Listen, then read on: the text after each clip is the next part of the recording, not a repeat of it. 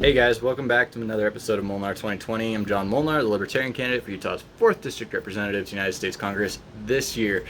So I was actually working on a video for you guys yesterday, and this is what we need to talk about. I had an issue with my camera where I was an hour into filming a critique and review of Donald Trump's second term agenda. And an hour into it, all of a sudden I looked up and noticed my camera had a notification that it had stopped recording automatically. Not quite sure why, but I was pretty pissed off and frustrated because of that, but I was also pissed off and frustrated because of what I was seeing in the agenda that I was trying to review. And so we're going to kind of condense this down into about 5 minutes because that's really all it takes. Overall, the agenda is bullshit. I keep seeing this over and over and over again with every single candidate that comes out, including the ones I'm running against right now. Every single candidate always puts in their agenda what they want to do. You know, they're going to do, bring jobs back to the country. We're going to get back to a new normal. They only talk about the what. They never talk about how, why they're going to do things like that. I mean, when I went through my campaign agenda, I put a lot of thought into what I can stick on one page to make it easy for you guys to be able to read, while also putting enough information in there so that you actually could see exactly what I was talking about instead of saying, we're going to stop globalists from interfering in America. Okay, what do you mean? How? This is the stuff I'm seeing from Donald Trump. Like, we're going to take on China and make them pay for COVID. How? Like, what exactly is the plan here? Because all you're doing is telling me you're going to do something, and that's stuff that we hear from politicians all the damn time, and we never hear exactly what they plan to do. I mean, like for mine, I put in there, that we're going to do term limits for Congress, because this is one that Trump put into his. I like term limits. I'm okay with term limits being in his agenda. But that's all it says, is just term limits. What are those term limits? Those term limits could be 40 years.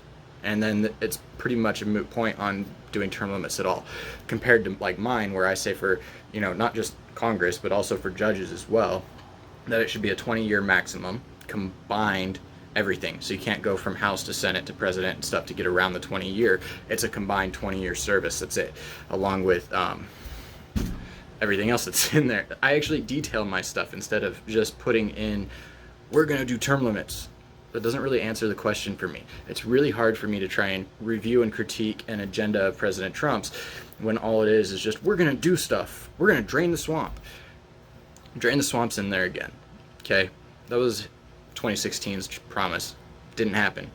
That was a failed campaign promise. So, I mean, when we're talking about things like this, it's really hard for me to try and go back and review just because of that. So I don't even really want to do a full review of it. No, maybe you guys might want to see it, but I just don't want to do it. It's not worth my time. There's not enough substance in there to actually critique and review. I mean, it's the same as everybody else. Other people bad, we're good, and we're going to do things. Okay, but what are you going to do? How are you going to do those? Why are you doing them that way? And there's just none of that information, and that drives me nuts. So I just don't feel it's worth my time to go ahead and review it. But there is one thing that I wanted to talk about in there, and that was in his COVID-19 section.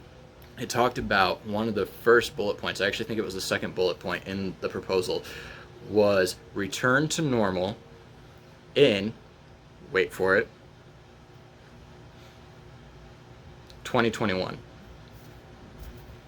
So sometime in 2021, we will go back, hopefully, to some semblance of normal before March, when COVID lockdowns and everything kicked off. That concerns me a lot. To me, that says really that the politicians, Democrats and Republicans, have never had any intent on trying to solve this issue and get us back to normal until after the election. And I mean, this could go on way past the election into 2021. I mean, it's not set exactly when, it's just 2021. And so that could be interpreted or left open-ended to all the way into December 2021, a month before 2022.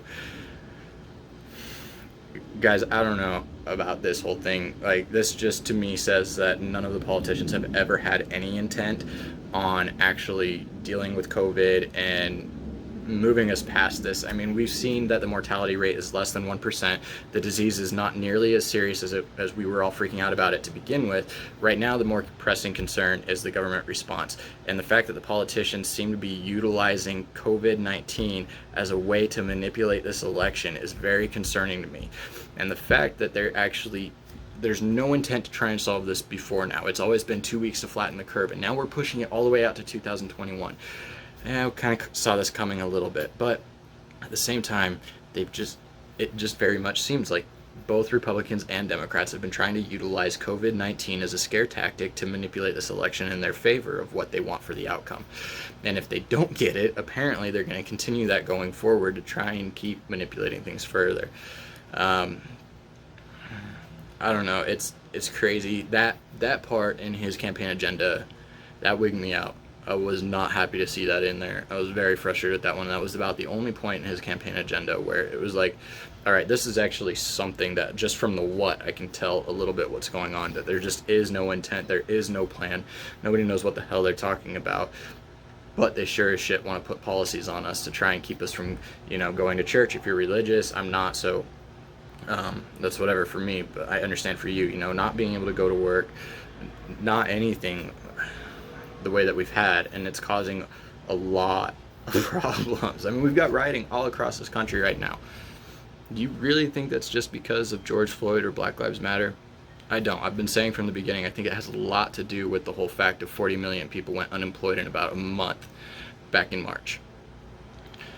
And we're going to continue this until sometime in 2021 with President Trump. Joe Biden, yeah, don't even get me started there. We're focusing on Trump today. But that's pretty much it, guys. There wasn't really a lot for me to be able to review and critique, but that COVID maintenance of what's going on right now until sometime in 2021 to get us back to normal before March, that was concerning to me. Just because it doesn't seem like anybody has any plan to try and move us forward from this. They just want to maintain what's going on right now. Anyways, that's pretty much it. It was concerning on that part, and then everything else was just kind of bullshit. As far as getting back to a new normal, I don't know about you guys, but I don't think we're ever going to get back to normal, at least what life was before March, when all this stuff started. I think, at least for me personally, I'm going to be moving forward a little bit differently, just because I understand now that this type of stuff has happened once. It'll probably happen again. We hoped it would never happen in this country, but it did. And so now you have to kind of adapt to the changing environment and make sure that you can survive. So there's going to be some few changes coming on my end. I hope you guys are doing some smart choices on yours to try and be better prepared for stuff like this in the future. And if not, I'll keep kind of going through some of the stuff that I'm doing a little bit so that you guys can see and maybe get some ideas. You don't have to like what I'm doing, say it's wrong, but as long as it's getting you thinking about things that you can be doing for your own circumstances, your own family, that type of deal, then that's all good. Anyways, I'm John Molnar. Don't forget to vote for me for Utah's 4th District Representative to United States Congress this year. Vote Molnar. Out.